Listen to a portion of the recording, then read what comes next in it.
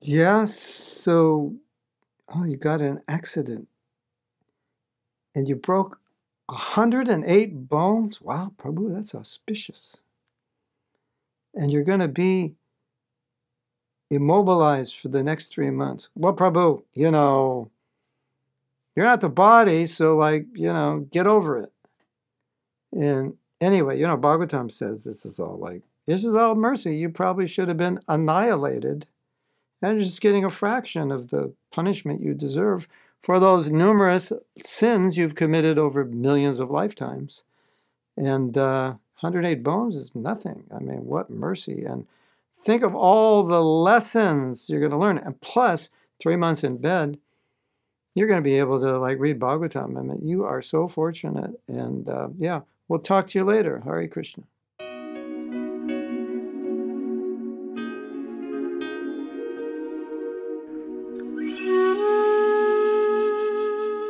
Don't do that! Have you ever seen shlokas like cover up compassion, cover up empathy, like destroy it, not even cover up, just destroy it? Have you ever done that? Has that ever been done to you? We use the philosophy in such a way that it just neutralizes any compassion we should feel for that person. You say, but Prabhu, I was just telling him what's in Gita and what's in Bhagavatam, and he should know that. That's not the way we express the philosophy. If a devotee is in a difficult situation like that, that's not exactly what they need. That reflection may come to them on their own. If we are just kind, if we are helpful, if we are doing what they need us to do to help them get through this, if they're good devotees, naturally those realizations come. Well, I could really realize I'm not the body, 108 broken bones. I'm just some flesh covered over some bones, and probably I did deserve worse. But that will come naturally. But to tell somebody like that in that situation, you might say, oh, that's ridiculous. Nobody does that. No, they do it. It happens. So maybe you don't do it. You don't need this video. Maybe you need to share this video with someone. But there is a tendency to use the philosophy in such a way that there's no manifestation of real care and concern for our fellow devotees. We philosophize away compassion. We philosophize away emotion. We philosophize away empathy. And it's dangerous. It can happen. It does happen. Where there's religious philosophy mixed with a little of the wrong attitude, we may lose connection with human feelings. We may feel like we're doing somebody good, and we end up destroying them with our words.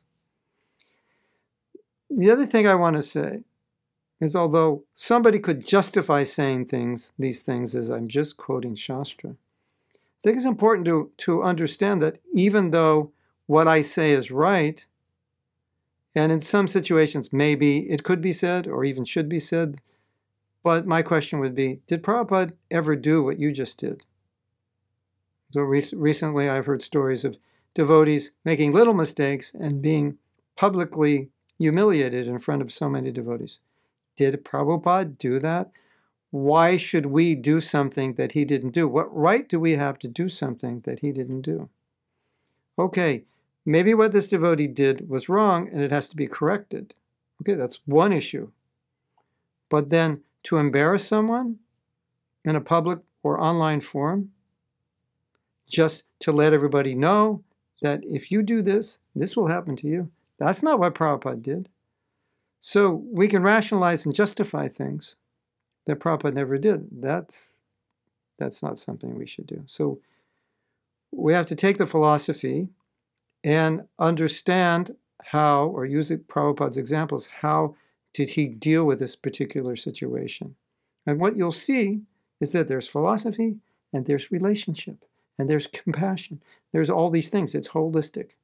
It's the human experience. Philosophy is one part of it. And so don't make that mistake, that you lose your compassion, empathy, human connection in a way that instead of being inspired, a devotee feels totally discouraged. That would be, in the name of preaching the philosophy, I've totally discouraged this devotee. Actually, in the name of preaching philosophy, this devotee left ISKCON.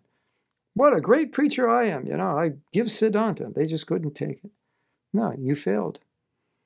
As a result of your preaching, they left. What's the great accomplishment? Okay, you might say, Prabhupada said some things and devotees left. Yes, that's true. They couldn't take it, but it wasn't about them and their personal situation. It was another philosophical general point. That's a different issue. Hare Krishna.